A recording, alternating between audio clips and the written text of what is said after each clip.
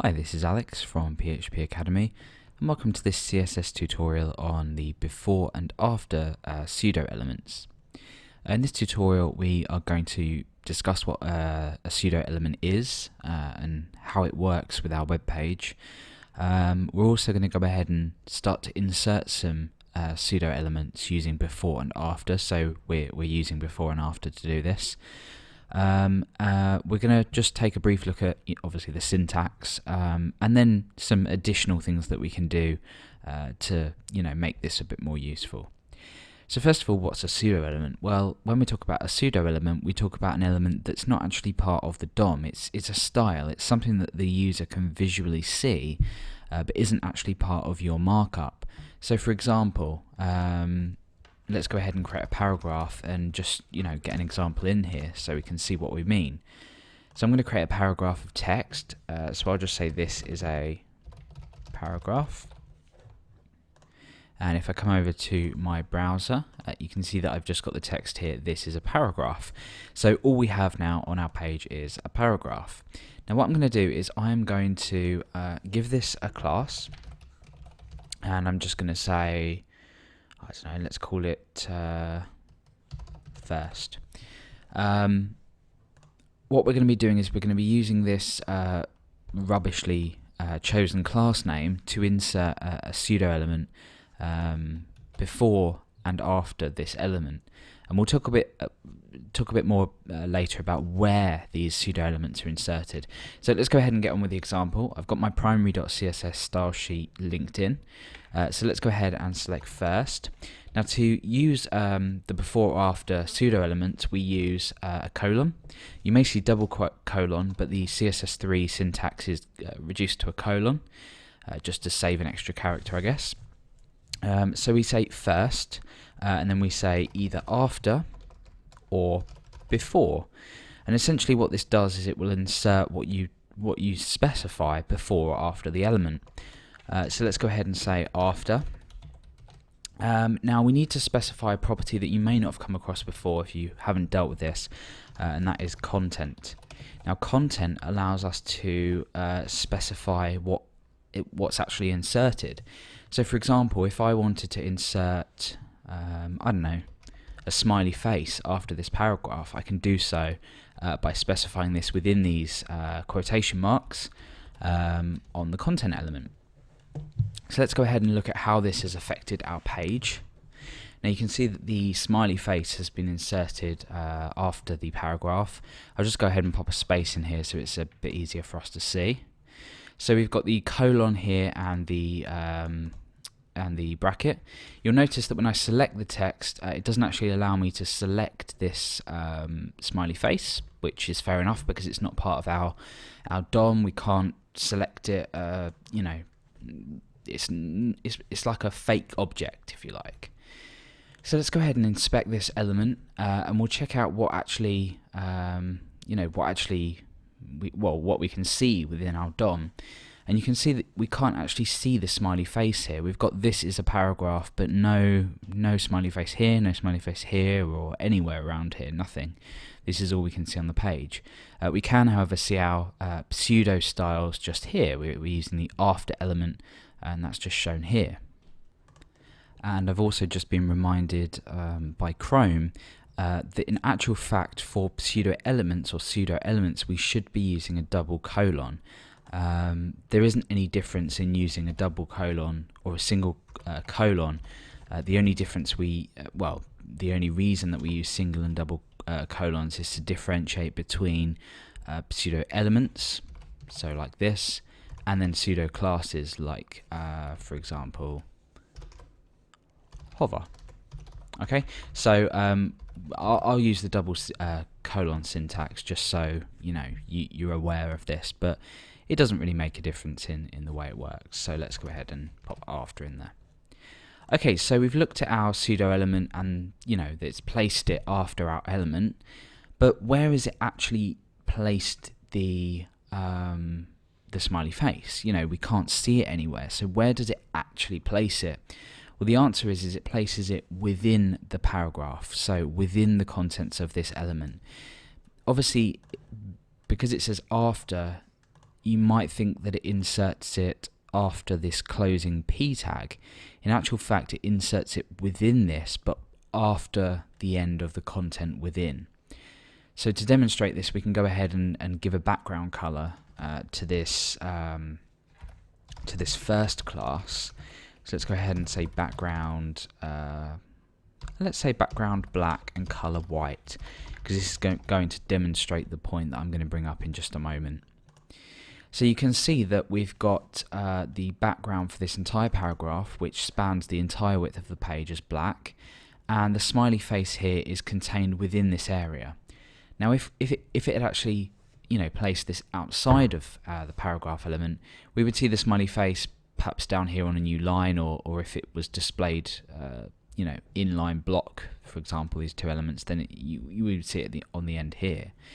So we now know that the content that you specify here is displayed within the element, yet not out. Well, after me would assume it'd be outside. Anyway, the second point I wanted to bring up by setting the background color to black and the foreground color, or the text color, to white, was the fact that the content here that you specify inherits styles that would usually be inherited by an element within an element. So for example, if we had another paragraph within this paragraph, which we wouldn't do, or we had a span within the paragraph, we had a div and a paragraph within a div, we would expect that to inherit all of the font styles that we give it, the colors that we give it, the weights that we give it, the text transforms, anything like that. We'd expect it to inherit, and it's not different for the before or after. And we also haven't demonstrated before, but I'm guessing you either would have already tried it by now, or would have guessed that it just places it before and not after. And the same rules apply here as well, so before and after aren't too different. Okay, so just a quick note that the content property is required. And this will make more sense, of why I'm explaining this in a moment, when we look at more properties that we can give before and after. So what properties can we, or rather the question that we should be asking is, how can we actually style our pseudo element? Well, by default, this is inserted inline. So you'd get the same effect as if you were to say have inserted a span, e.g. if you had said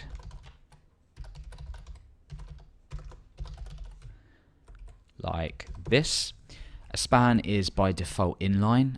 We can even see the example of this. You can see it's rendered it exactly the same way. But with pseudo elements, what we can do is we can style them the same as we would normal elements in HTML. So we could, for example, display it as a block. And obviously that takes away the default display inline. And you'll see that comes down to a new line. Because what we now have is a block that by default spans the entire width of the page. Like for example, the paragraph that we're working on is display block, but now our pseudo element afterwards is display block as well. So we could even, for example, go ahead and give that a padding of 10 pixels, and we could give that a background color of white. So we can do anything that we could we'd normally do with let's go ahead and give this a width and a height instead.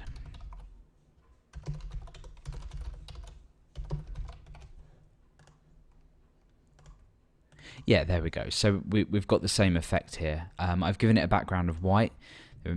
Obviously, the reason it disappeared before. So I've displayed blocks. So we've broken away from the default inline. We've given it a width, a height, a background of white, and we'll go ahead and we'll give it a color of black, so a foreground or a text color, and you can see that's appeared there again. So this is obviously a useless example of how before and after might be useful, but it can actually be extremely useful when you don't want to add an overly excessive amount of markup to your page. For example, you might have a header and you might want to insert an icon, say, before that header, and you might want to do that for every H1. Now you could obviously use background images, but you can also use before or after pseudo elements. So there's, you may find yourself at a point where you think, well, how can I insert that before or after that element? I don't want to place it in the markup. Then use the before or after pseudo element and create a pseudo element. Okay, so we've taken a look at how we can insert these, style them. Now, what happens if we want to, say, include an image instead of just some text? We might want to go ahead and include an image, as I've already briefly mentioned.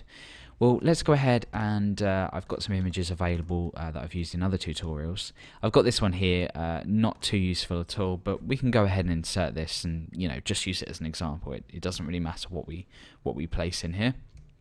So I'm going to specify, this is quite a large image, you'll see, but we can go ahead and insert this anyway, and we hopefully see part of it. We can go ahead and we can supply the content as something else other than just text. We don't necessarily have to just choose text. And I'm not sure if I've already mentioned this, but the content property actually has to be available. I don't think I did actually, so I'll go ahead and explain that quickly. So if I refresh, you can see that we've got this this white area with the smiley face. Now if I go ahead and remove this, you would naturally expect this to, well, display block, create a width of 50, a height of 50, and maintain or retain all of the properties that we've already given it. In actual fact, it will remove the entire element because we haven't specified this content property with some content inside of it. So this content property here is absolutely necessary. You don't actually have to supply any content. So if you wanted just, say, a white 50 by 50 square, you could just leave content blank, but you must include this content property. I've no idea why, but there we go, just a rule to follow if you were going to try and omit it. So we've got the content in there, we've got the display of block width of 50, blah blah blah. Let's go ahead and just slightly increase this, so I'll increase it to 100 by 100, and we'll go ahead and instead of specifying some text, we'll go ahead and specify some content. Sorry, an image, and we've already looked at the image we're going to place in, not in context, but it's the only image that I have available at the moment. So let's go ahead and specify a URL. We'll traverse back a directory because we're within the CSS directory. Then we want to go into the images directory, and we want to select border dot, and I believe the extension was, let's have a look, the extension was PNG. So let's go ahead and just pop that in. Okay, so now you'll see that we have this image that's been inserted. So you can imagine that if you have, say, some kind of icon, a tiny icon, and you wanted to insert this, say, before this paragraph, or even more useful, before a header, or I don't know, the first line of a paragraph, something like that. Using a URL in here to specify an image is perfectly acceptable. So we can do this also.